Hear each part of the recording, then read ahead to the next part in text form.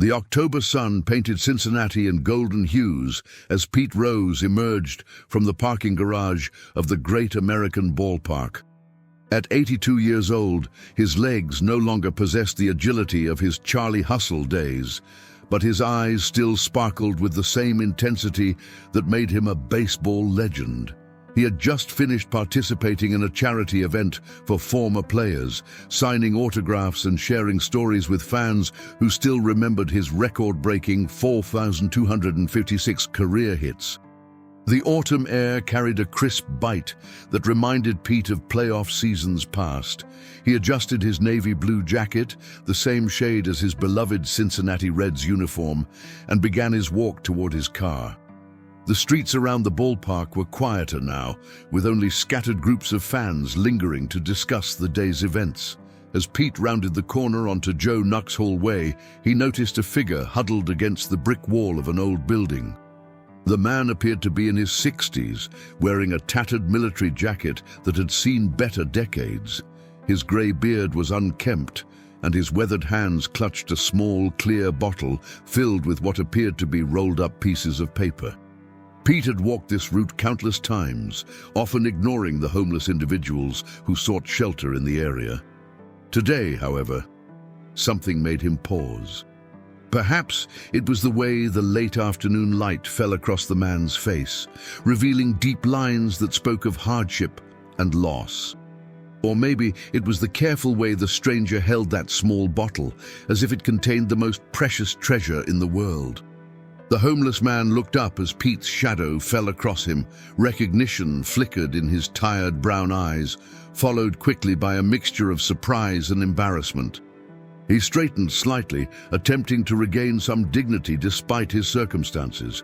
"Excuse me, sir," the man said, his voice hoarse but respectful. "You're Pete Rose, aren't you?" Pete nodded, studying the man's face more carefully.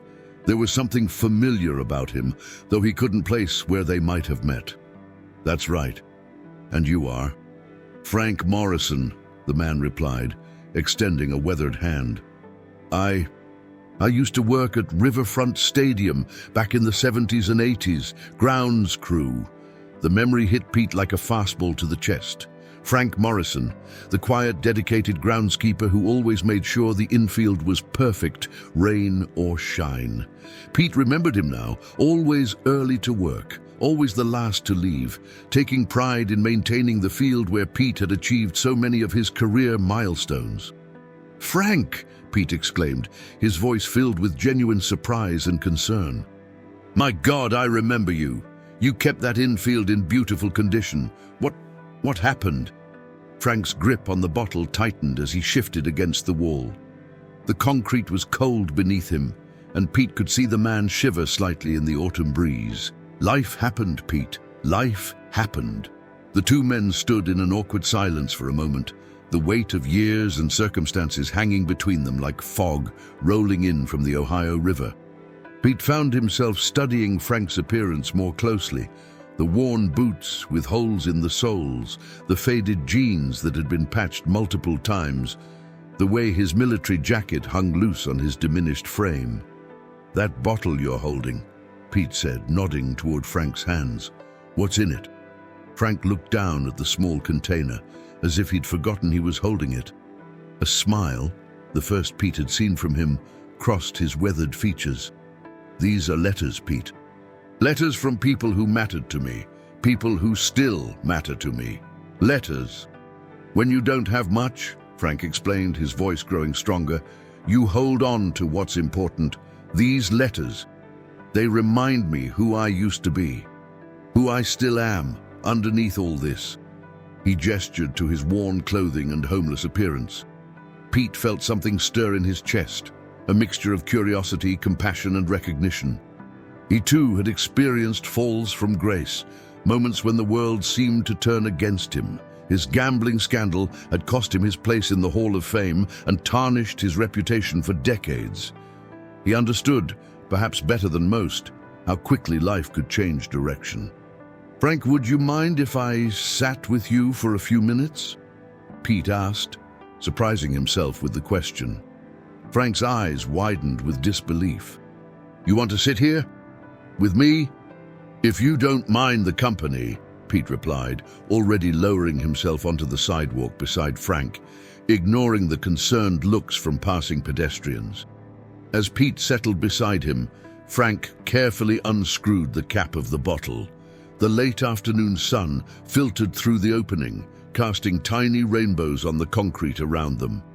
You know, Pete, I never thought I'd see you again, especially not like this. Life has a funny way of bringing people together when they need it most, Pete said, watching as Frank gently shook one of the letters from the bottle. The paper was yellowed with age, folded carefully into a small square. Frank held the letter delicately, as if it might disintegrate at his touch. This one's from my daughter, Sarah. She wrote it when she was 12, after I got back from Vietnam. She was so proud of me then, said I was her hero. His voice caught slightly. Haven't spoken to her in almost 15 years. Pete felt the weight of Frank's words. He thought about his own relationships, the bridges burned and rebuilt over the years, the consequences of choices that had seemed so clear at the time but had led to unexpected destinations. What happened between you two? Pete asked gently. Frank carefully refolded the letter and placed it back in the bottle. Pride, mostly, and stubbornness. She wanted to help when things got bad, but I was too ashamed to let her see me struggle, pushed her away rather than let her watch me fail. The sun was beginning to set, casting longer shadows across the street. The temperature was dropping, and Pete noticed Frank's slight trembling wasn't just from emotion. Frank, when's the last time you had a decent meal?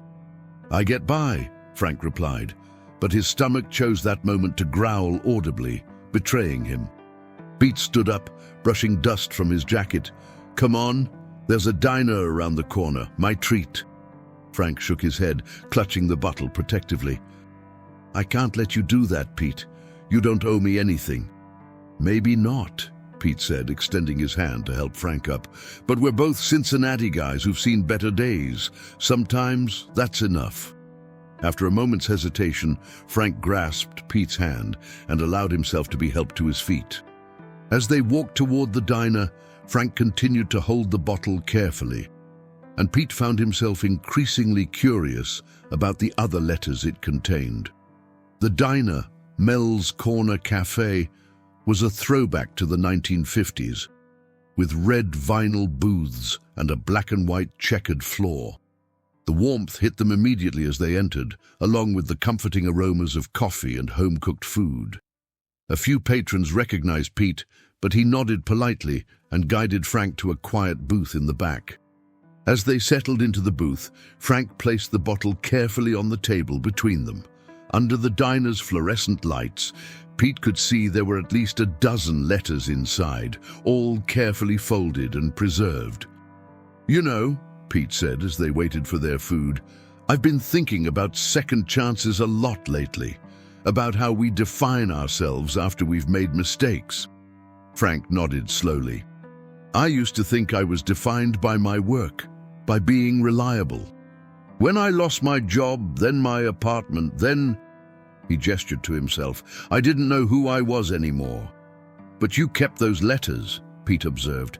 They remind me that I was loved once, that I mattered to people. Frank touched the bottle gently. Even when I feel invisible, these prove I existed in someone's heart. Their conversation was interrupted by the arrival of their food, hearty bowls of chili and fresh cornbread for both men. Pete noticed how carefully Frank ate, savoring each bite as if it might be his last good meal for a while. Frank, Pete said after they'd eaten in comfortable silence for several minutes, would you be willing to tell me about the other letters? If it's not too personal, I mean. Frank considered the question while finishing his cornbread. You really want to know? I do. Frank reached for the bottle and gently extracted another letter, this one written on lined notebook paper in blue ink. This one's from my buddy Tommy. We served together in Vietnam. He sent this after I helped him through some rough times when we got back. PTSD, they call it now. Back then, we just called it being messed up. He unfolded the letter carefully, his hand steadying as he read silently for a moment. Tommy wrote this to thank me for saving his life, not in combat. Afterward, when he was thinking about ending it all, I sat with him for 3 days straight, just talking, just being there. "What happened to Tommy?" Pete asked. "He got the help he needed, became a counselor himself, helping other veterans, married a wonderful woman, had kids. Last I heard, he was living in Phoenix, still helping people." Frank's voice carried pride mixed with sadness. "He tried to find me a few years back, but I was already living like this, too proud to reach out." Pete felt a familiar ache in his chest, the recognition of relationships damaged by pride and circumstances. "It's never too late to reconnect, Frank." "Maybe," Frank said, carefully refolding the letter, "but some bridges burn longer than others." As the evening deepened, other patrons filtered out of the diner, leaving Pete and Frank in relative privacy.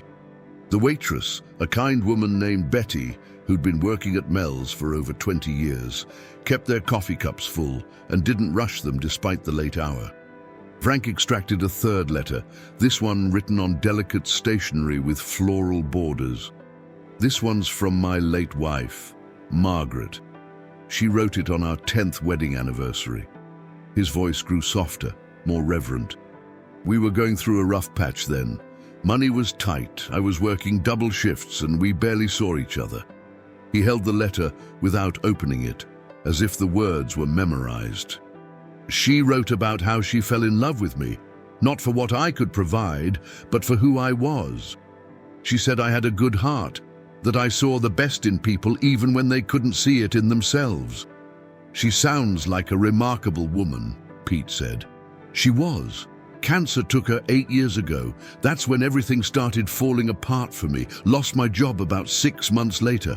Couldn't focus, kept making mistakes. Without her steadying influence." Frank trailed off, staring at the letter. Pete reached across the table and gently touched Frank's arm. "She was right about you having a good heart. I can see it." Frank looked up, tears glistening in his eyes. "You know what's funny? I've been carrying these letters around for 3 years now since I ended up on the streets. I've read them so many times I could recite them from memory, but I never really thought about what they mean." "Nah, what do you mean?" "Each one of these letters represents a time when I made a positive difference in someone's life. My daughter, my war buddy, my wife, they all saw something in me worth loving, worth saving." Frank's grip on the bottle tightened. "Maybe the question isn't who I used to be, but who I still am underneath all this pain." As they prepared to leave the diner, Pete insisted on paying for Frank's meal, despite the man's protests. Outside, the October night had grown cold, and Frank pulled his military jacket tighter around his shoulders. "Where are you staying tonight, Frank?" Pete asked. "There's a shelter about 6 blocks from here. If they have space, I can get a bed. If not..." Frank shrugged, a gesture that spoke volumes about the uncertainty of his daily existence. Pete felt something shift inside him, a recognition of shared humanity that transcended their different circumstances. "Frank, I have a proposition for you." The next morning dawned gray and overcast, with the kind of persistent drizzle that made Cincinnati feel smaller and more intimate. Pete Rose sat in his suburban kitchen, nursing his second cup of coffee and staring out the window at his well-manicured backyard. The encounter with Frank Morrison the previous evening had stayed with him, occupying his thoughts through a restless night of intermittent sleep. He'd made Frank an offer that surprised even himself, a temporary job helping with maintenance around Pete's property, along with a small apartment above the garage that had been sitting empty for 2 years. Frank's initial reaction had been a mixture of disbelief and suspicion, as if kindness were a foreign concept he couldn't quite trust. "Why would you do this for me?" Frank had asked as they stood outside Mel's Corner Cafe. "Because everyone deserves a chance to get back on their feet," Pete had replied, "and because I've learned that sometimes helping others is the best way to help yourself. Now, As Pete watched the rain streak down his kitchen window, he wondered if Frank would actually show up. They'd agreed to meet at 9 a.m. so Pete could show him the apartment and discuss the arrangement in more detail. It was already 8:45, and Pete found himself checking the clock more frequently than usual. At exactly 9 a.m., Pete heard a gentle knock at his front door. When he opened it, he found Frank standing on the porch, looking cleaner than he had the night before. His grey hair was combed back, his beard neatly trimmed, and while his clothes were still worn, they appeared to have been washed. Most importantly, he still carried the small bottle of letters, clutched carefully in his left hand. "Good morning, Pete," Frank said, his voice carrying a formal tone that suggested he'd been rehearsing this moment. "I want to thank you again for dinner last night and for this opportunity. I also want you to know that I understand if you've had second thoughts." Pete smiled, stepping aside to invite Frank in. "No second thoughts. Come on in, let me show you around." And as Frank entered the house, Pete noticed his careful movements, the way he wiped his feet thoroughly on the mat, despite the fact that his boots were already clean. The man was clearly making an effort to present himself as respectfully as possible. "Coffee?" Pete offered, leading Frank toward the kitchen. "That would be wonderful, thank you." As Pete poured coffee into 2 mugs, Frank stood awkwardly in the doorway, taking in the comfortable suburban kitchen with its granite countertops and modern appliances. Pete could see him comparing this warm, secure environment to his recent experiences of uncertainty and exposure. "Frank, please sit down," Pete said, gesturing to the kitchen table. "I want to talk through this arrangement so we're both clear on expectations." Frank settled into a chair, placing the bottle carefully on the table beside his coffee mug. "I want you to know, Pete, that I'm not looking for charity. If you're offering me work, I intend to earn whatever you pay me." "I wouldn't expect anything less," Pete replied. "Here's what I'm thinking. My property is about 3 acres. The grass needs regular cutting. The flower beds need maintenance. There's some painting that needs doing. General repairs around the house and garage. Nothing too strenuous, but steady work that needs someone reliable." Frank nodded, his posture straightening with each responsibility Pete mentioned. "I can handle all of that. I may be older now, but I'm still capable of good work. The apartment above the garage has been empty since my nephew moved out 2 years ago. It's not fancy. 1 bedroom, small kitchen, decent bathroom. But it's warm, dry, and private. You'd be welcome to stay there as long as you're working for me." "What about pay?" Frank asked, his business-like tone indicating he wanted everything clearly defined. Pete had given this considerable thought during his sleepless night. "How about we start with $400 a week, plus the apartment? That gives you some walking around money while you get back on your feet." Frank's eyes widened. "Pete, that's more than generous. Are you sure?" "I'm sure. But Frank, I need to ask you something, and I need you to be completely honest with me." Frank's expression grew serious. "What is it? Do you have any problems with alcohol or drugs? I'm not judging. God knows we all have our demons. But I need to know what I'm dealing with." Frank was quiet for a long moment, staring into his coffee. When he looked up, his eyes held complete honesty. "I won't lie to you, Pete. After Margaret died, I drank too much for about a year. Used it to numb the pain. But I've been sober for almost 2 years now. Had to be. Couldn't afford to drink living on the streets." "What made this letter special," Frank continued, "was that she wrote about how acts of kindness create ripples. She said that by helping her, I was teaching Sarah the importance of being a good neighbor, and she was right. Sarah grew up to be one of the most caring people I know." Pete listened thoughtfully, beginning to understand the deeper significance of Frank's letter collection. Each one represented not just a moment of recognition, but a connection in a web of human relationships that had shaped both Frank and the people around him.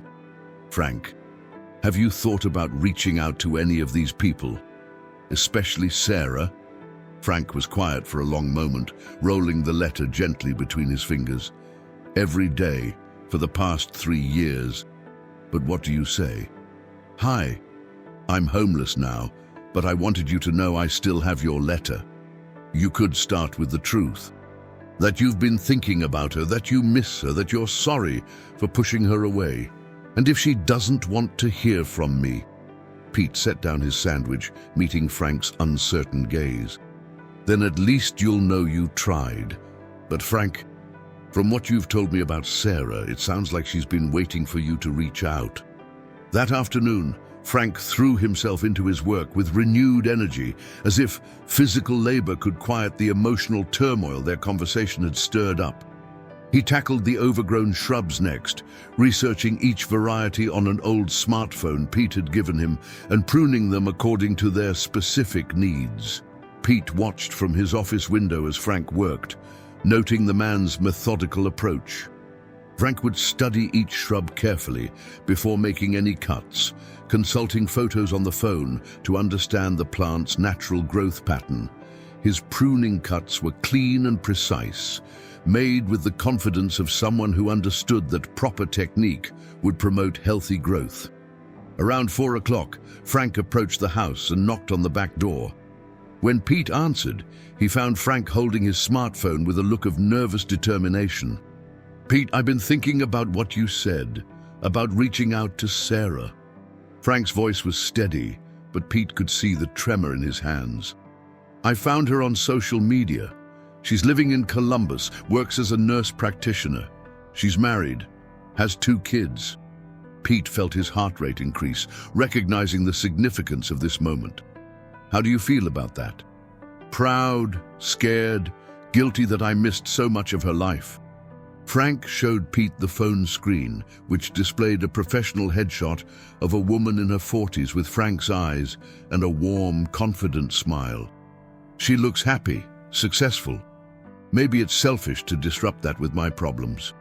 Or maybe it's selfish to assume you know what she wants without asking her," Pete suggested gently. "Frank, you're not the same person who was living on the streets 2 days ago. You have a job, a home, a purpose. You're rebuilding your life." Frank stared at the phone for a long moment. What if she hangs up on me? What if she doesn't? As the sun began to set, Frank made a decision that would have seemed impossible just days earlier. He sat on the back patio, Pete's encouraging presence nearby, but not intrusive, and dialed Sarah's number. The phone rang 3 times before a voice answered, warm, professional, cautiously friendly. "Hello?" "Sarah," Frank's voice caught slightly. This is your father." The silence that followed felt eternal. Pete could see Frank's knuckles whitening as he gripped the phone, preparing for rejection or anger. "Dad?" Sarah's voice was barely a whisper. "Dad, is that really you? I've been trying to find you for years. Where are you? Are you okay?" Frank's eyes filled with tears, and Pete quietly moved away to give him privacy for what was clearly going to be an emotional conversation. Through the kitchen window, Pete could see Frank's posture gradually relax as the call continued, his gestures becoming more animated as he began to share his story. The conversation lasted nearly an hour. When Frank finally ended the call, he sat quietly on the patio for several minutes, staring at the phone as if it contained magic. Pete returned with 2 cups of coffee, settling into the chair beside Frank. "How did it go?" "She wants to see me," Frank said, his voice filled with wonder. "This weekend. She's driving down from Columbus on Saturday." Frank looked at Pete with a mixture of joy and terror.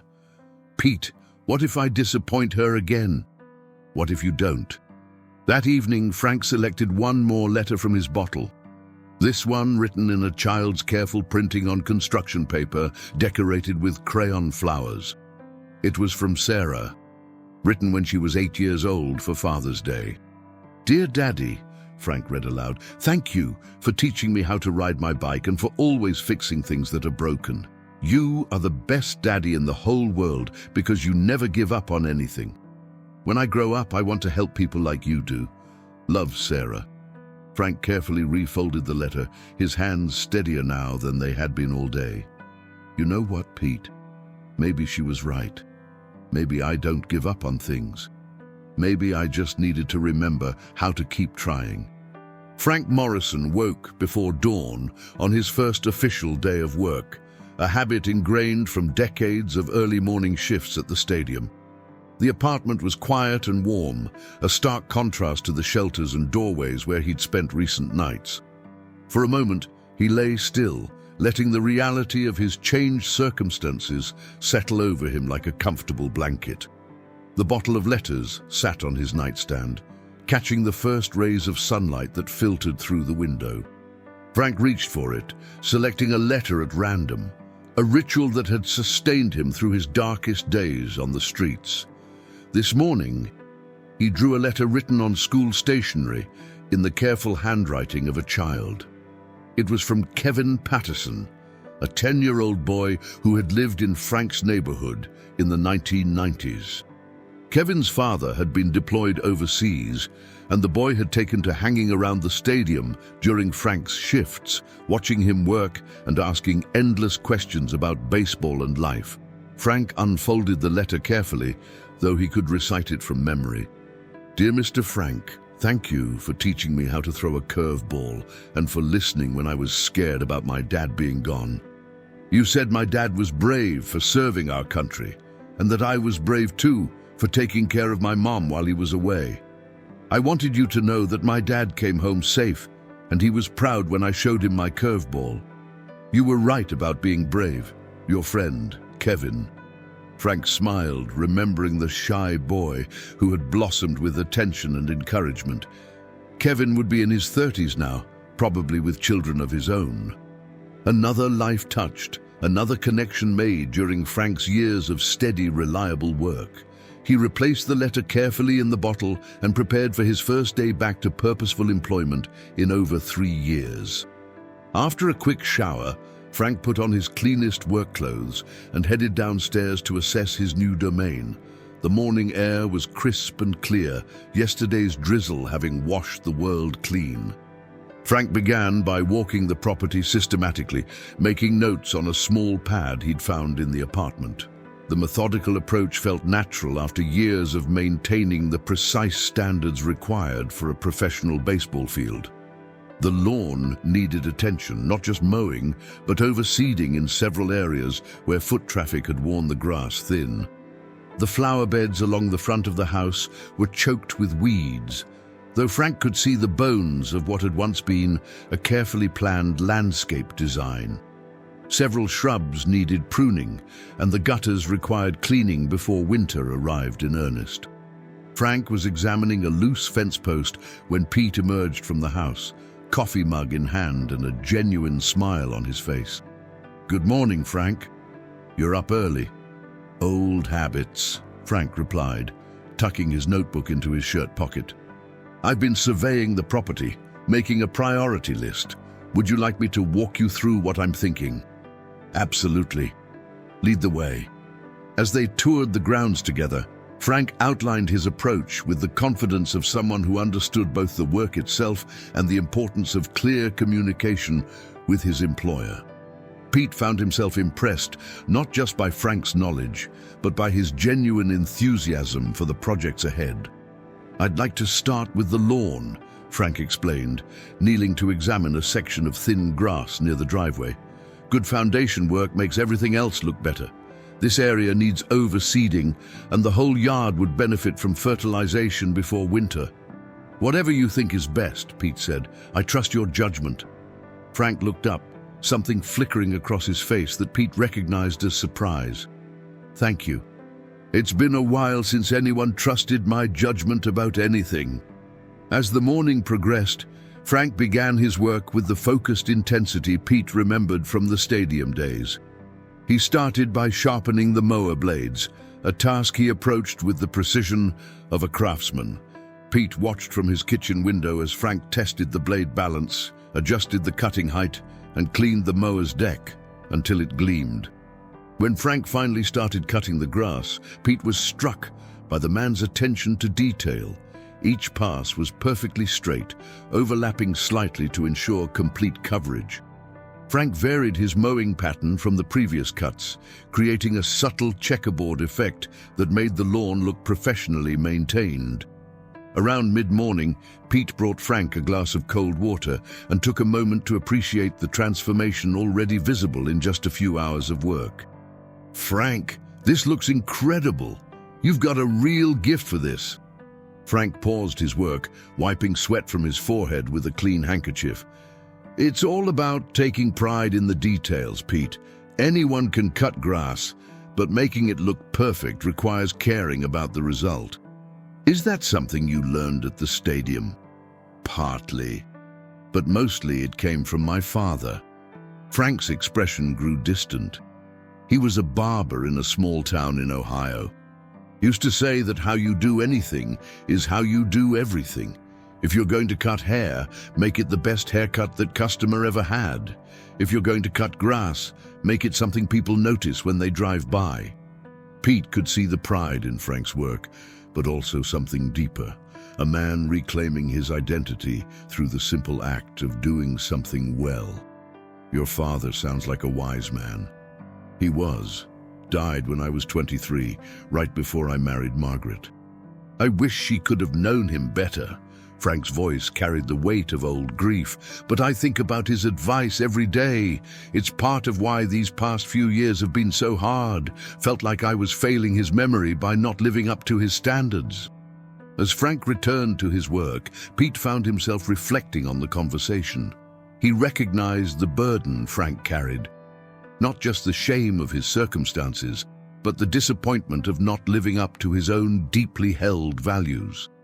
Pete had experienced similar feelings during his gambling scandal, the sense that he was betraying not just others' expectations, but his own core beliefs about integrity and responsibility.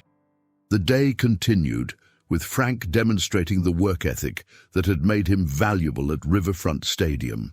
He completed the entire lawn by early afternoon, then moved on to weeding the flower beds with the same meticulous attention to detail. Pete noticed that Frank didn't just pull weeds. He identified the desirable plants that had been overwhelmed and carefully freed them to flourish again. "Frank," Pete called out as he approached the front flower bed where Frank was working. "Would you like some lunch?" Frank sat back on his heels, surveying his progress. "That would be great, thank you. I'm about halfway through this bed. There's actually a nice design here under all these weeds. Someone knew what they were doing when they planted this originally. That was my late wife, Carol. She spent hours planning these beds, choosing plants that would bloom at different times to keep color in the yard from spring through fall." Frank's hands stilled among the plants. "I'm sorry for your loss, Pete. When did she pass?" 5 years ago. Cancer, like your Margaret." Pete knelt beside Frank, pointing to a cluster of emerging perennials. "I tried to keep up with her gardens the first couple of years, but I didn't really know what I was doing. I'm afraid I let them get away from me. Would you like me to try to restore them to how she designed them?" Pete considered the offer, feeling a mixture of hope and trepidation. The gardens had been Carol's pride and joy, but they also represented memories that were sometimes painful to revisit. "If you're willing to try, I think she would have liked that. Carol always said that gardens were meant to bring joy, not to be preserved like museums." As they shared lunch on the back patio, Frank pulled out his bottle of letters and selected another one to share. This letter was written on floral stationery in elegant cursive handwriting. "This one's from Mrs. Eleanor Walsh, an elderly woman who lived next door to us when Sarah was young. Margaret was working double shifts at the hospital during a particularly difficult period, and I was putting in extra hours at the stadium. Mrs. Walsh stepped in to help with Sarah, picking her up from school, helping with homework, that sort of thing." Frank carefully unfolded the letter. "She wrote this after I helped her clean up her yard after a bad storm knocked down several of her trees. She said that watching me work reminded her of her late husband, who had taken the same pride in maintaining their property. Saturday morning arrived with the brilliant clarity that often follows autumn storms. Frank had been awake since before dawn, alternating between nervous energy and paralyzing anxiety about seeing Sarah for the first time in 15 years. He'd spent the previous 2 days not only maintaining Pete's property with obsessive precision, but also preparing himself mentally and emotionally for this reunion. Pete found Frank in the garage at 6 a.m., methodically organizing tools that were already perfectly arranged. It was clear that physical activity was Frank's way of managing the overwhelming emotions surrounding his daughter's impending visit. "Good morning, Frank. How are you holding up?" Frank looked up from the workbench where he was sorting screws by size, a completely unnecessary task that spoke to his need for control in an uncontrollable situation. "I keep thinking about all the conversations we never had, Pete.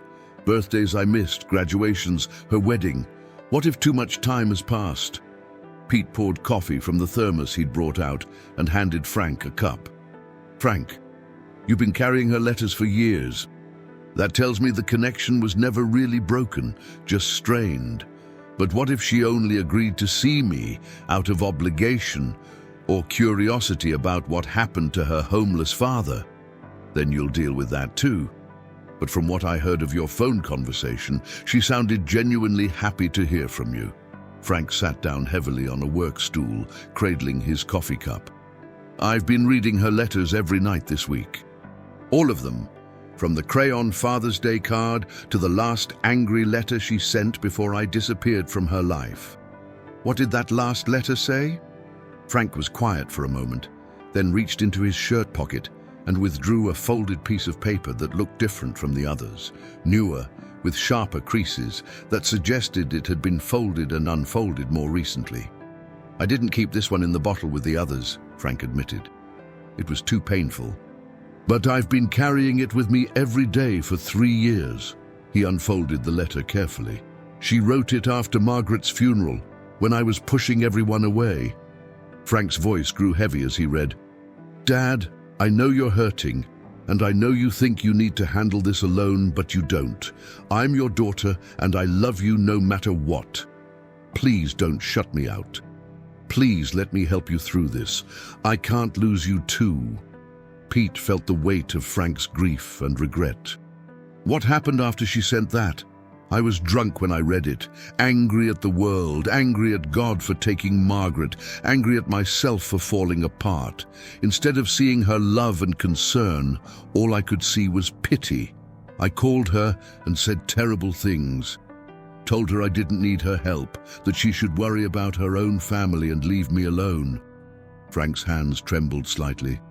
"She tried calling back for months, but I never answered. Eventually, she stopped trying." "Frank, people say things they don't mean when they're grieving. Sarah understands that." "Does she?" "I essentially told my daughter that I didn't want her in my life. Some wounds don't heal, Pete." The hours crept by with Frank alternating between productive work and restless pacing. He trimmed hedges that didn't need trimming, swept the garage floor twice, and checked his appearance in every reflective surface he passed. Pete tried to keep him occupied with conversation and small tasks, but it was clear that Frank's mind was entirely focused on the approaching reunion. At 2 p.m., a silver Honda Civic pulled into Pete's driveway. Frank, who had been watching from the garage, froze as a woman emerged from the driver's seat.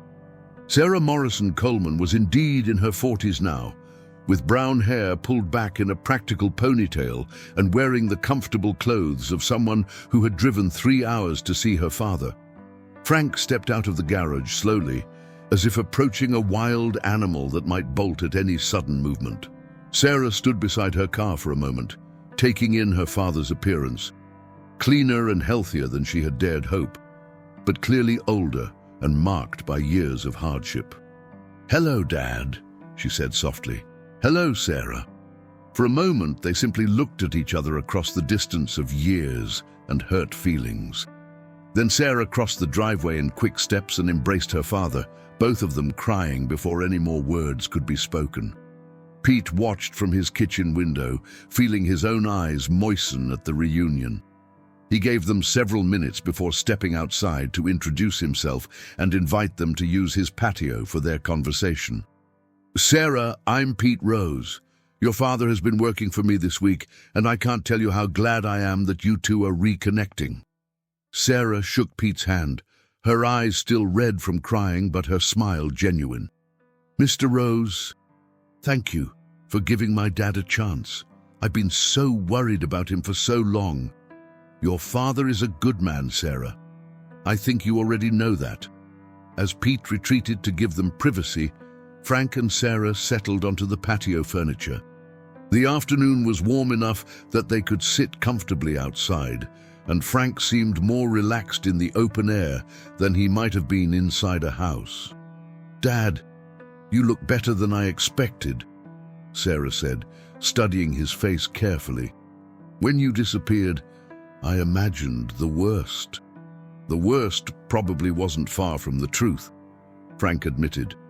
"Sarah, I need to apologize for how I treated you after your mother died, and for disappearing without a word. You deserved so much better." Sarah reached across the small table and took her father's hands. "Dad, I understood that you were grieving. What hurt was that you wouldn't let me grieve with you. Mom was my mother too." Frank's voice broke slightly. "I was ashamed that I couldn't take care of myself, couldn't hold down a job, couldn't be the father you deserved. It seemed easier to disappear than to let you watch me fail. But you didn't fail, Dad. You're here now. You're working. You have a place to live. You reached out to me. That's not failure. That's recovery." Frank pulled his hands free and reached into his jacket pocket, withdrawing the bottle of letters. Sarah's eyes widened as she recognized it. She had given him a similar bottle years earlier as a Father's Day gift, though this one was different. "I kept your letters, Sarah. All of them. Even when I had nothing else, I kept these." Frank unscrewed the cap and gently extracted several letters, spreading them on the table between them. Sarah recognized her own handwriting at various ages, the careful cursive of her teenage years, the hurried scrawl of her college period, the mature script of her adult letters. "Dad, you kept all of these. They were the only proof I had that I'd been a good father once, that someone had loved me." Frank's voice grew stronger. "When I was at my lowest, sleeping in doorways and thinking about giving up, I would read these letters and remember that I had mattered to someone." Sarah picked up one of her childhood letters, written in purple crayon on lined paper. "I remember writing this one. I was 7, and you had just taught me how to tie my shoes. You were so proud," Frank remembered, smiling at the memory. "You insisted on wearing those shoes to bed that night so you could practice tying them. I wrote in this letter that you were the most patient teacher in the world." Sarah looked up at her father. "You were, Dad. You never made me feel stupid for not learning something quickly." As the afternoon progressed, they worked their way through several of the letters, each one sparking memories and conversations about happier times. Frank shared stories about Sarah's childhood that she had forgotten, while Sarah updated him on her life, her marriage to David, her work as a nurse practitioner, her children, Emma and Michael. "I want you to meet your grandchildren, Dad," Sarah said as the sun began to lower in the sky. "Emma is 12 and Michael is 9. They know about you. I've told them stories about their grandfather who used to take care of the baseball field." Frank's eyes brightened. "You told them about me?" "Of course I did. You're their grandfather. I told them about how you taught me to ride a bike, how you could fix anything that was broken, how you always made me feel safe." Sarah paused. "I also told them that sometimes good people go through difficult times and that we never stop loving them even when they're struggling. What if they don't want to meet me? What if they're afraid of me?" Sarah smiled, pulling out her phone. "Let me show you something." She scrolled through her photos until she found what she was looking for. A school project display board covered with family photos and written descriptions. "This is Emma's family tree project from last year. Look at this section." Sarah pointed to a part of the display that featured old photos of Frank in his Riverfront Stadium uniform, along with Emma's written description. My grandfather, Frank Morrison, worked at the baseball stadium and took care of the field where famous players played.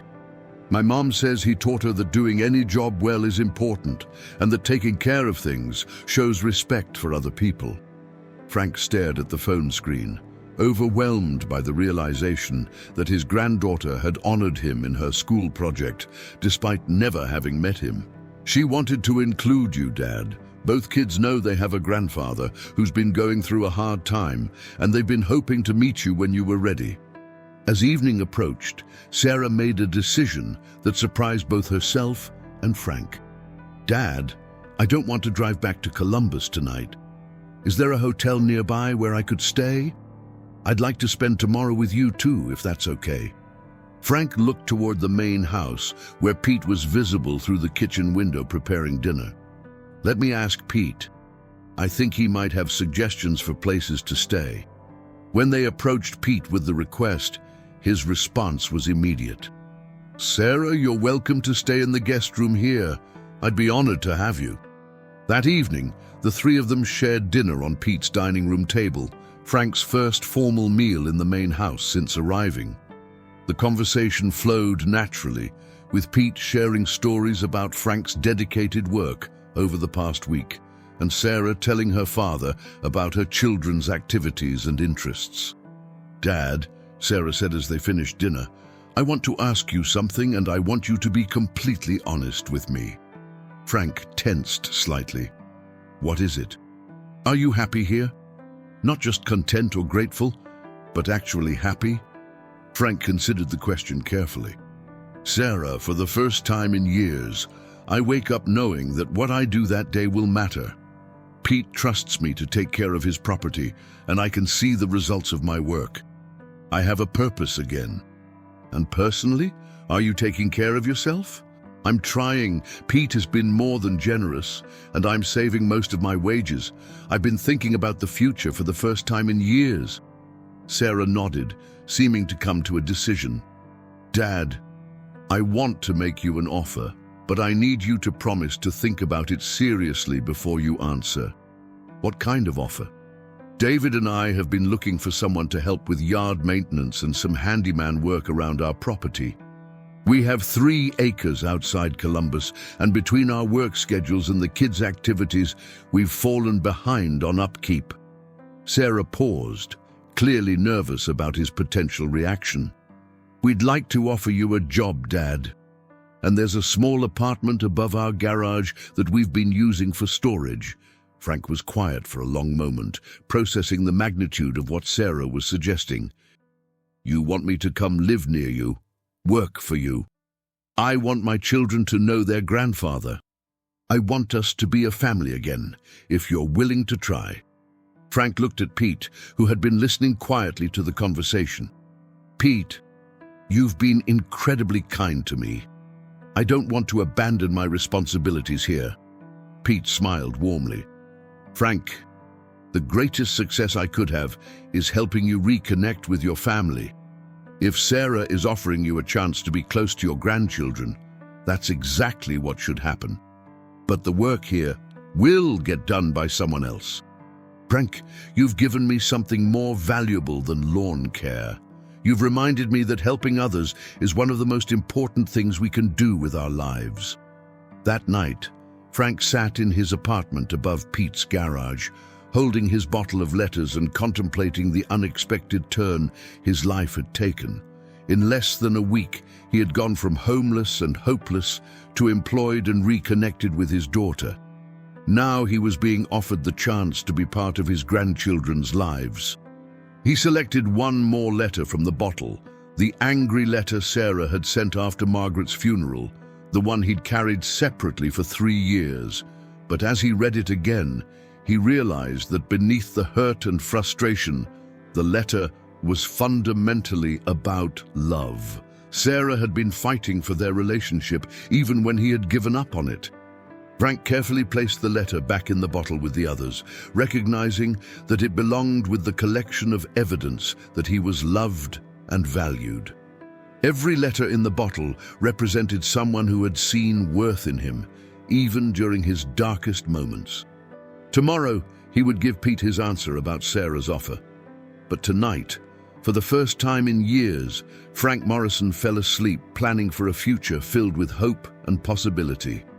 3 months later, Pete Rose found himself driving north on Interstate 71 toward Columbus, Ohio, carrying a small gift and a heart full of anticipation. Frank had accepted Sarah's offer and moved to Columbus 6 weeks earlier, but this would be Pete's first visit to see how his friend was settling into his new life. The November landscape rushed past Pete's window, bare trees etched against gray skies, fields lying fallow in preparation for winter's rest. It was the kind of day that could feel melancholy, but Pete felt energized by the prospect of seeing Frank surrounded by his family. True to their agreement, Frank had worked for Pete for an additional month after Sarah's visit, completing several major projects and training Pete's new lawn service on the specific needs of Carol's restored gardens.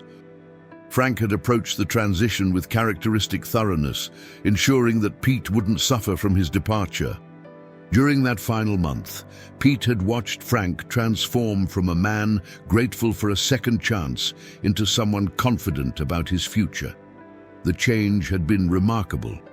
Frank stood straighter, spoke with more authority, and attacked each day's work with the enthusiasm of someone who had rediscovered his purpose. Now, as Pete pulled into the driveway of Sarah's home, he could see immediate evidence of Frank's influence. The large property was immaculately maintained, with crisp lawn edges, perfectly trimmed shrubs, and flower beds that had been properly prepared for winter. A new stone pathway led from the driveway to the front door, and Pete could see Frank's signature attention to detail in every element of the landscape. Frank emerged from the garage before Pete had fully parked, his face breaking into a genuine smile that erased years from his appearance.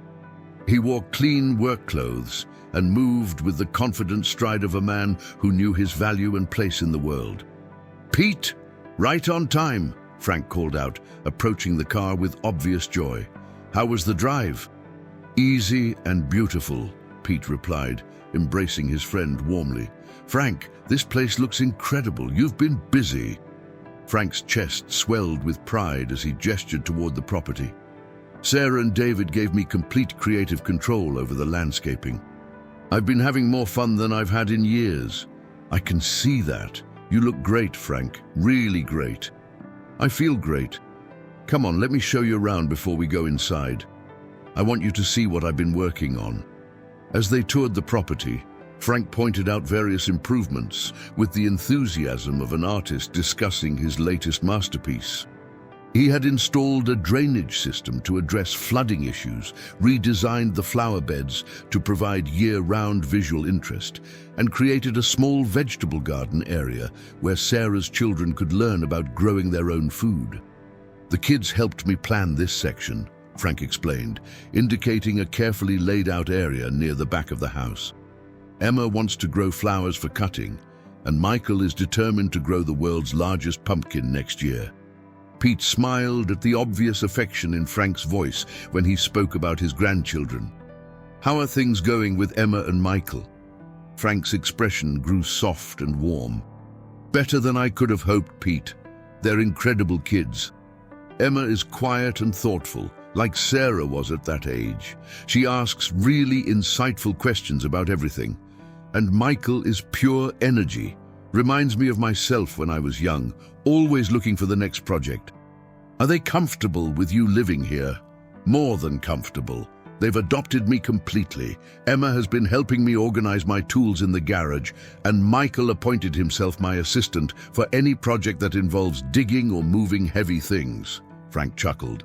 "Last weekend, Emma asked if she could help me write letters to some of the people who wrote to me over the years. She thinks they'd like to know what happened to me." Pete felt a warmth spreading through his chest. "That's a wonderful idea. Have you started reaching out to people?" "Actually, yes. Emma helped me track down Kevin Patterson. Remember the little boy whose father was deployed? He's a high school teacher now in Dayton. We're planning to meet for coffee next month. As they completed their tour of the property, Pete noticed a small greenhouse near the rear of the lot that hadn't been there in the photos Sarah had shown him months earlier. "Frank, did you build that greenhouse?" Frank's face lit up with excitement. "David and I built it together over the last month. It was his idea. He thought it would be nice to have fresh herbs and vegetables year-round, and maybe some flowers to brighten up the winter months. How's your relationship with David? He's a good man, Pete, really good. He treats Sarah like a queen, and those kids like they're the most important people in the world." Frank paused, his expression growing more serious. "He told me something a few weeks ago that really touched me. He said that Sarah used to cry sometimes, wondering what happened to me and whether I was safe. He said seeing her happy about having me back has made their whole family happier. That must mean a lot to you." "It means everything. I spent so many years thinking that my absence was protecting them from my problems. I never realized that my disappearance was causing them pain." They were interrupted by the sound of a school bus stopping at the end of the driveway. Frank immediately straightened, his face brightening with anticipation. "That's Emma and Michael getting home from school. Pete, are you ready to meet your grandkids?" Pete laughed at Frank's assumption of grandparent status for him. "I'd be honored." Two children came running up the driveway, a tall, serious-looking girl with Sarah's intelligent eyes and a smaller boy whose boundless energy was immediately apparent. Both children broke into wide grins when they saw Frank, and Pete could see the genuine affection between them. "Grandpa Frank!" Michael called out, launching himself into Frank's arms with the fearless enthusiasm of a child who had never doubted his welcome. Emma approached more sedately but with equal warmth, wrapping her arms around Frank's waist. "Hi, Grandpa, how was your day?" "Even better now that you two are home," Frank replied, his voice thick with emotion. "I want you to meet my friend Pete Rose. Pete, these are my grandchildren, Emma and Michael." Pete knelt down to Emma's eye level, extending his hand formally. "It's very nice to meet you, Emma. Your grandfather has told me wonderful things about you." Emma shook his hand politely, studying his face with the careful attention of someone trying to place a half-remembered detail. "Are you the Pete Rose who played baseball?" "I am indeed." "Grandpa Frank has your baseball card," Emma said matter-of-factly. "He keeps it in his bottle with his other special things." Pete looked at Frank with surprise. "You have a baseball card of mine?" Frank looked slightly embarrassed. "I've had it since the 1970s. Got it signed when you were having a particularly good game at Riverfront. I always carried it with me for luck. Even when you were homeless? Especially then, it reminded me of better times when I was part of something important." Michael, who had been listening to this exchange with growing excitement, suddenly understood the significance of their visitor. "You're really Pete Rose, the Pete Rose. Grandpa Frank, you didn't tell us you were friends with a famous person." "Pete's not famous to me," Frank said, ruffling Michael's hair. "He's just a good friend who helped me when I needed it most." As they headed toward the house, Pete noticed that Frank moved through this environment with the confidence of someone who belonged. He knew where everything was, interacted naturally with the children, and carried himself with the dignity of a man who had found his place in the world. Sarah met them at the door, her face glowing with happiness. The change in her was almost as dramatic as the change in Frank. She looked younger, more relaxed, with the contentment that comes from having a long-standing worry finally resolved. "Pete, I'm so glad you could come visit. How does the place look?" "Like a professional landscape designer has been working here," Pete replied honestly. "Sarah, your father has created something really beautiful." "He has, and not just the landscaping. He's helped create a sense of family that we didn't even realize we were missing." As they settled in the living room for coffee and conversation, Pete noticed that Frank's bottle of letters had a place of honor on the mantelpiece. But now it sat alongside family photos showing Frank with his grandchildren, evidence of new memories being created to supplement the old ones. "Pete," Emma said, settling onto the couch beside him with the easy familiarity of a child comfortable with adults. "Grandpa Frank told us that you helped him remember who he really was. Is that true?" Pete considered the question carefully, aware that his answer would become part of this family's story. "I think your grandfather always knew who he was, Emma. Sometimes, when life gets difficult, we forget our own value. I just reminded him of what he'd temporarily forgotten." "What had he forgotten?" Michael asked, climbing onto Frank's lap with casual affection. Frank answered before Pete could respond. "I had forgotten that making mistakes doesn't erase all the good things you've done. And I had forgotten that people who love you want to help you, not judge you." "Like Mom did," Emma said wisely. "She never stopped looking for you." "Like your mom did," Frank agreed, his voice soft with gratitude. As the afternoon progressed, Pete found himself witnessing something beautiful. A family that had healed itself through patience, forgiveness, and the willingness to believe in second chances. Frank moved through his role as grandfather with natural ease, helping with homework, listening to stories about school, and offering the kind of steady, reliable presence that children thrive on. When David arrived home from work, Pete was struck by the man's obvious respect and affection for Frank. There was no awkwardness or tension, just genuine appreciation for what Frank contributed to their family's daily life. "Pete, I can't tell you how grateful we are for what you did for Frank," David said, as they prepared dinner together. "Having him here has been incredible for all of us, but especially for Sarah and the kids." "How so?" "Sarah feels complete again, having her father back in her life, and the kids are getting to experience the kind of grandfather every child deserves. Someone who has time for them, who listens to them, who teaches them things they can't learn anywhere else." During dinner, Pete watched the family dynamics with the eye of someone who understood the value of human connections. Frank was fully integrated into their evening routine. He knew which child needed encouragement with math homework, which one preferred stories to television, and how to navigate the small negotiations that make family life work smoothly. After dinner, Frank asked Pete to join him for a walk around the neighborhood. As they strolled through the quiet suburban streets, Frank seemed eager to share his thoughts about his transformed circumstances. "Pete, I want you to know that not a day goes by that I don't think about what you did for me. You saved my life." "Frank, you saved your own life. I just provided a safe place for you to remember who you were. Do you know what the turning point was for me? It wasn't getting the job or the apartment, as grateful as I am for those things." "What was it?" Frank stopped walking and turned to face Pete. "It was when you sat down on the sidewalk with me that first day. You, Pete Rose, sat down on a dirty sidewalk to talk to a homeless man. That told me that I still had value as a human being, even when I couldn't see it myself." Pete felt his throat tighten with emotion. "Frank, you reminded me of something important too." "What's that?" "That the best way to honor the good things that have happened in your life is to help create good things for others. You gave me a sense of purpose I didn't know I was missing." They walked in comfortable silence for several minutes, each man reflecting on the unexpected journey that had brought them to this point.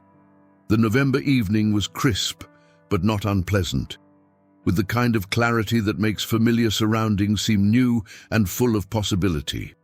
"Pete, I want to show you something when we get back to the house," Frank said as they turned toward home. "Emma helped me with a project last week that I think you'll appreciate." When they returned, Frank led Pete to his apartment above the garage. The space was similar to the one at Pete's house, but felt more personal. Frank had arranged his few possessions with care, and the walls now held photos of his grandchildren alongside the old stadium memories. But what Frank wanted to show Pete was on the small desk by the window, a new bottle identical to the original, sitting beside the old one. "I started a new collection," Frank explained, unscrewing the cap of the new bottle. "Letters from my new life. This one is from Emma, thanking me for teaching her how to plant bulbs for spring flowers. This one is from Michael, with a drawing of us building the greenhouse together." Frank carefully extracted a third letter, this one on adult stationery in familiar handwriting. "And this one is from Sarah, written last week. She thanked me for giving her children the grandfather she always wanted them to have." Pete examined the new letters, recognizing them as evidence of Frank's continued journey toward wholeness and connection. "Frank, this is beautiful. You're creating new memories while honoring the old ones." "Exactly. The old letters reminded me who I used to be. These new ones are helping me become who I want to be going forward." Frank carefully returned the letters to their bottle, placing it beside the original collection. "Pete, I have one more thing to show you, but this one might surprise you." Frank opened the top drawer of his desk and withdrew a single sheet of paper, folded carefully but not worn like the older letters. "I wrote this letter myself, last week. I haven't decided whether to send it yet." "Who is it to?" "Kevin Patterson's father, the man who served overseas while Kevin stayed with his mother. I found his address online, and I wanted to thank him for his service and let him know what a remarkable son he raised." Pete felt a surge of admiration for Frank's continued growth and generosity of spirit. "Frank, that's incredibly thoughtful. Why haven't you sent it?" "I wasn't sure if it would be welcome. It's been so many years, and I don't know if he'd remember me or Kevin's connection to the stadium. Can I make a suggestion?" "Of course. Send it. People don't get enough recognition for the sacrifices they make or the children they raise. Even if he doesn't remember you specifically, he'll appreciate knowing that his son made a positive impression on someone who still thinks about him years later." Frank nodded, seeming to come to a decision. "You're right. I'll mail it tomorrow." As the evening wound down, Pete prepared to return to his hotel, but not before experiencing one more moment that would stay with him for years to come. As the family gathered in the living room for their nightly routine, Emma approached the mantelpiece and carefully retrieved Frank's original bottle of letters. "Grandpa Frank, will you read us one tonight?" she asked, settling beside him on the couch. "Which one would you like to hear? The one from Mom when she was little?" "The one about learning to ride a bike." Frank selected the letter Emma had requested, unfolding it carefully as the family settled around him. In his clear, steady voice, he read Sarah's childhood words of admiration and love, sharing with his grandchildren the evidence of the bond that had endured despite years of separation and pain. As Frank read, Pete noticed that Sarah's eyes were moist with tears, not of sadness, but of gratitude for the restoration of something precious that she had feared was lost forever. When the letter was finished, Michael asked, "Grandpa Frank, do you think we could write letters for you to keep in your new bottle?" "I would treasure that more than anything," Frank replied, gathering both children into his arms. The next morning, as Pete prepared to drive back to Cincinnati, Frank walked him to his car, carrying a small package wrapped in brown paper. "Pete, I wanted you to have something," Frank said, handing him the package. "It's not much, but it represents something important to me." Pete unwrapped the package to find a wooden box, clearly handmade, with Pete's name carved into the lid. Inside was Frank's original Pete Rose baseball card, carefully preserved in a protective sleeve, along with a new letter written in Frank's careful handwriting. "Frank, I can't take your baseball card. You've had it for 50 years. "Read the letter first," Frank said quietly. Pete unfolded the letter, recognizing it as the first new addition to Frank's personal collection. A letter written to Pete, expressing gratitude not just for the job and apartment, but for the reminder that everyone deserves dignity and respect, regardless of their circumstances.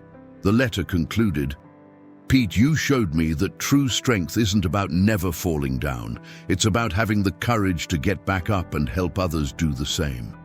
This baseball card represents the best of what sports can teach us: persistence, teamwork, and the belief that tomorrow's game is always another chance to succeed. I want you to have it because you embody those values not just in baseball, but in life. Pete felt his eyes mist as he finished reading. Frank, this is beautiful, but are you sure about the card? I'm sure. It served its purpose for me. It reminded me of better times when I needed hope. Now I want it to remind you that what you did for one homeless man created ripples that reached his daughter, his grandchildren, and everyone whose lives they touch. What do you mean? Frank smiled, gesturing toward the house where Sarah could be seen through the kitchen window, packing lunchboxes for her children. Emma has started a kindness project at school, inspired by our story. She's organizing her classmates to write letters to elderly people in nursing homes. Michael has been helping me deliver meals to homeless veterans through a program at our church.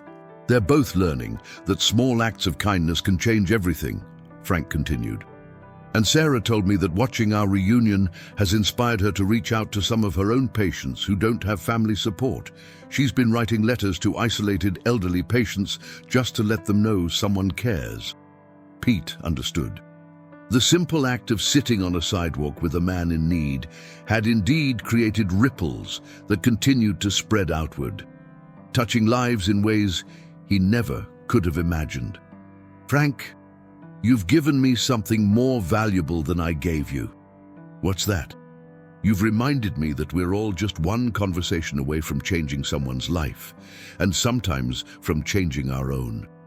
As Pete drove back toward Cincinnati, the wooden box beside him on the passenger seat, he reflected on the unexpected journey that had begun with a chance encounter on a city sidewalk. Frank Morrison had transformed from a homeless man clutching a bottle of old letters into a beloved grandfather, surrounded by family, purpose, and hope. But perhaps more importantly, Pete realized that he had been transformed too. The cynicism that had accumulated over years of public scrutiny and personal setbacks had been replaced by a renewed faith in human connection and the power of simple kindness. 6 months later, Pete would receive a letter of his own, written by Emma Morrison Coleman as part of her school's letter-writing project. In it, she would thank him for giving her grandfather back to their family and for teaching her that heroes aren't just people who hit home runs or break records, but people who see someone in need and choose to help. That letter would take its place of honor in Pete's own collection of meaningful correspondence, proof that Frank Morrison had been right. Acts of kindness create ripples that continue long after the initial gesture is forgotten by everyone except those whose lives are forever changed. Frank's story had come full circle, from carrying letters that reminded him of his worth to inspiring new letters that celebrated the continuing impact of human compassion. The small bottle that had once held his only treasures in a world of loss and despair had become the symbol of a life rebuilt, a family restored, and a legacy of kindness that would outlast them all. And in Cincinnati, whenever Pete Rose walked past the corner where he had first encountered Frank Morrison, he would pause for a moment and remember that sometimes the most important thing you can do for someone is simply to see them, acknowledge their humanity, and remind them that everyone has value worth preserving. The bottle of letters had indeed changed everything, not through magic or miracle, but through the simple, powerful truth that human connections, carefully preserved and honored, can provide the strength needed to rebuild a life from the ground up. In the end, Frank's collection had served its purpose perfectly. It had reminded him who he was, helped him remember who he could become, and inspired him to create new connections that would sustain him for whatever challenges lay ahead. Some stories end with dramatic rescues or sudden transformations. Frank Morrison's story ended with something perhaps more precious, the quiet satisfaction of a life restored through patience, dignity, and the unwavering belief that it's never too late to come home. The end. Author's note: this story, while inspired by real people and places, is a work of fiction designed to explore themes of redemption, family, and the power of human connection. The character of Pete Rose in this story represents the spirit of second chances and community support, while Frank Morrison's journey illustrates that hope can be found in the most unexpected places, often preserved in the simplest keepsakes that remind us of our better selves. You stop. Frank touched the bottle of letters gently. One night, about 2 years ago, I was drunk and ready to throw this bottle in the river. Thought about throwing myself in after it. But as I stood there on the bridge, I realized that destroying these letters would be like erasing the only proof I had that my life had mattered to anyone. Pete felt a chill run through him, recognizing the dark place Frank was describing. What stopped you? I opened the bottle and read Margaret's anniversary letter right there on the bridge. She wrote about how much she admired my strength, my ability to overcome challenges. I realized that giving up would be the ultimate betrayal of everything she believed about me. The two men sat in contemplative silence for several minutes, the only sound the gentle patter of rain against the kitchen windows. Pete found himself thinking about his own moments of despair, the times when his gambling scandal had made him question his own worth. "Frank, I want to show you something," Pete said, rising from the table. He disappeared into his home office for a moment and returned with a letter of his own, yellowed with age and worn from repeated reading. "This is from my granddaughter Emma, written when she was 10 years old, right after my gambling scandal broke. Everyone was writing about what a disappointment I was, how I'd let down baseball, let down Cincinnati.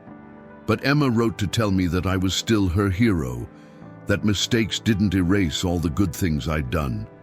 Pete handed the letter to Frank, who read it carefully before handing it back.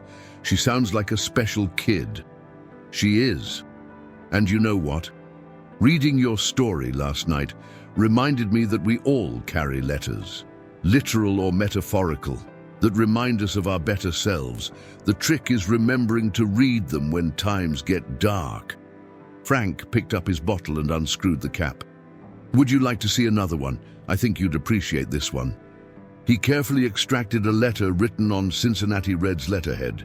"This is from the front office at Riverfront Stadium, 1981. They were commending me for 20 years of dedicated service. But what made it special was the personal note at the bottom from the groundskeeping supervisor." Frank unfolded the letter and pointed to a handwritten addition at the bottom. He wrote, "Frank, your attention to detail and pride in your work makes every game better for everyone, players, fans, and staff alike. You're the kind of employee who makes this organization great." Pete studied the letter, noting the genuine appreciation in the supervisor's words. "You kept this for over 40 years. It was the first time anyone in management really acknowledged that what I did mattered." "I know it sounds silly, but..." "It doesn't sound silly at all," Pete interrupted. "Recognition like that, especially when it's genuine, stays with you forever." As the morning progressed, Pete showed Frank around the property, pointing out the various maintenance tasks that needed attention. Frank asked thoughtful questions, examined the equipment in the garage, and assessed each project with the eye of someone who understood the value of thorough preparation. "The mower's in good condition," Frank observed, running his hands along the machine's cutting deck. "When's the last time the blades were sharpened?" "Honestly, I'm not sure.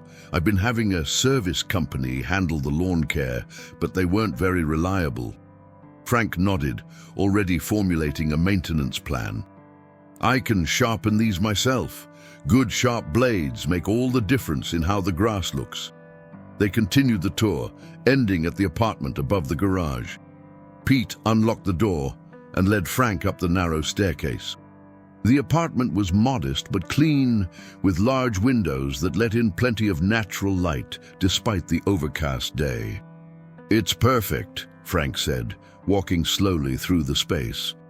He paused at the bedroom window, which offered a view of the backyard and the main house. "I can keep an eye on the property from here, make sure everything stays secure." "Frank, this isn't a security job. You don't need to—" "Pete," Frank interrupted gently, "I've spent the last 3 years having nothing to protect, nothing to take care of. Let me have some responsibility again. It matters to me."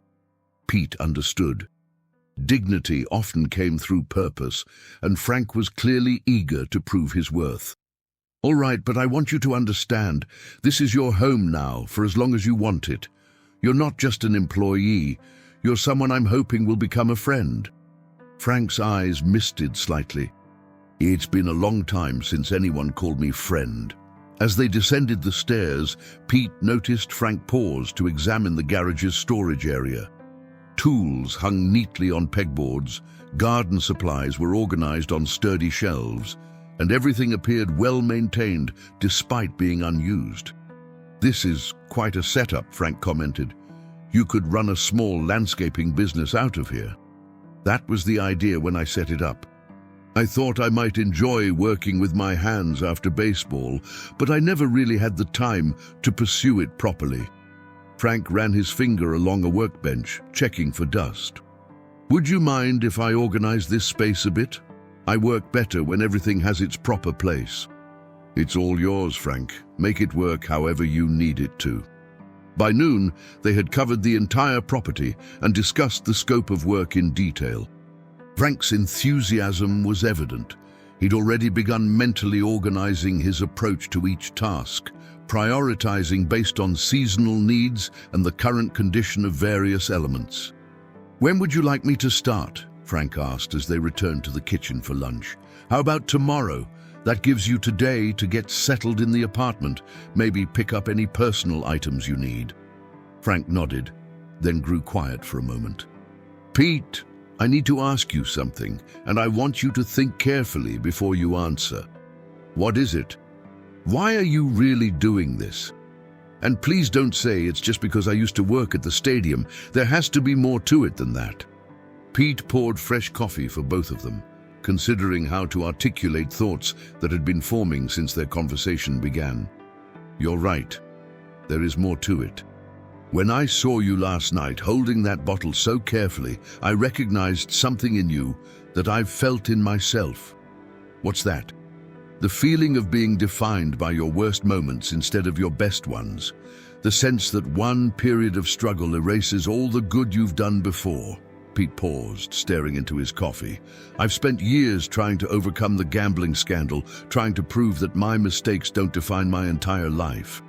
When I heard your story, I realized that maybe helping you is a way of helping both of us remember that everyone deserves a second chance." Frank absorbed this explanation in silence, absently turning his bottle in his hands. "You know, Pete, I've been thinking about what you said yesterday about second chances. These letters in here, they're not just memories. They're proof that I've been given second chances before." "How so?" Frank carefully extracted a letter Pete hadn't seen before, this one written on military stationery. "This is from my commanding officer in Vietnam. I'd made a serious mistake, lost my temper with a fellow soldier, got into a fight that could have resulted in disciplinary action. But instead of punishing me, Lieutenant Collins sat me down and talked about how good soldiers sometimes make bad decisions when they're under stress." Frank unfolded the letter partway, revealing neat military handwriting. "He wrote this letter of commendation 6 months later, praising my leadership and recommending me for a promotion. He gave me a second chance when he could have ended my military career. And with your daughter, Sarah tried to give me second chances too, when things started going bad after Margaret died. She called, she visited, she offered to help. I was too proud and too ashamed to accept it, but she kept trying." Frank's voice grew soft. "Maybe it's time I gave her a second chance to help her old man." Pete smiled. "Maybe it's time you gave yourself a second chance too." As the afternoon wore on, Pete helped Frank move his few possessions into the apartment. Everything Frank owned fit into a single worn duffel bag and a small cardboard box. But he treated each item with care, arranging his belongings thoughtfully in his new home. The most important item, of course, was the bottle of letters, which Frank placed carefully on the nightstand beside his bed, where he could see it first thing each morning and last thing each night. "Frank," Pete said as they finished getting him settled, "I'm curious about something. How many letters are in that bottle?" Frank picked up the bottle and looked through the clear glass. 14. 14 letters from 14 different people who took the time to tell me that I mattered to them. That's quite a collection. You know what I realized today, Pete? For the last 3 years, I've been reading these letters like they were obituaries, remembering who I used to be. But maybe it's time I started reading them like recommendations for who I could still become. But that evening, as Pete prepared for bed in his own house, he could see a light glowing in the apartment window above his garage. Frank was settling into his new home, probably reading his letters by lamplight and contemplating the possibilities that tomorrow might bring. For the first time in months, Pete fell asleep easily, with the satisfying knowledge that sometimes the best way to help yourself is to help someone else find their way back home.